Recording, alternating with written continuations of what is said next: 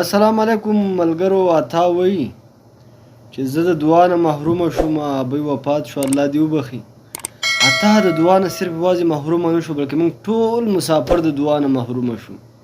موږ ټولو مسافرو ته به هغې ډېرې ډېرې دعاګانې کولې په هره ویډیو کې، او څومره چې مسافرو دې مورکۍ ویډیوګانې به یې کتلې او داسې یو احساس به ورته کېدو لکه د خپل کور، او ډېر خوند به یې ترې اخیستو، ډېره مزه به یې ترې اخیستله. پرون چونکې مرګ حق دی، هغه ویډیوګانې لري چې هغه وفات شوی دی، الله دې وبخي.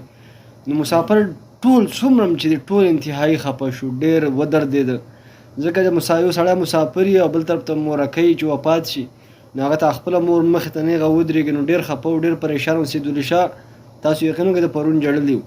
نو داسې هر یو مسافر ژړلی دی او هر یو پښتون ژړلی دی. الله دې وبخي، الله یې جنتونه نصیب کړي.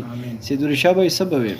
زه خو دغه وایم وروره، د اوسه پورې به زموږ د مور موږ ته دواګانې کولې، او اوس زما مسافرو ته درخواست دی چې هغوی ته دوا وکړي، او عطاالله افغان ته موږ دا وایو چې ستا ماشاءالله دغه شانتې ډېرې میندې دي او تا به الله نه خرابوي. موږ د باندې فخر کوو، او ماشاءالله یو نر بچی او موږ دې بالکل ملاتړ یو، او خدای شته دی ابۍ ویډیوګانې او موږ کتې، موږ به ډېر خوشحالېدو. ده به چې عطاالله به ورله کومه مینه ورکوله، او د ابۍ به د عطاالله سره چې کومه مینه کوله، نو د پرون نه پرایسته لکه چې زه خبر شوم ډېر زیات پې خفه و. اوس موږ ته د ویډیو موقع میلاو شوه، او الله پاک دې وبخي. او زما ټولو مسافرو ته درخواست دی چې د دغې مور دپاره دواګانې وکړئ، او زموږ د نورو مسلمانانو وروڼو دپاره هم الله مخا د وبال لرئ. د الله په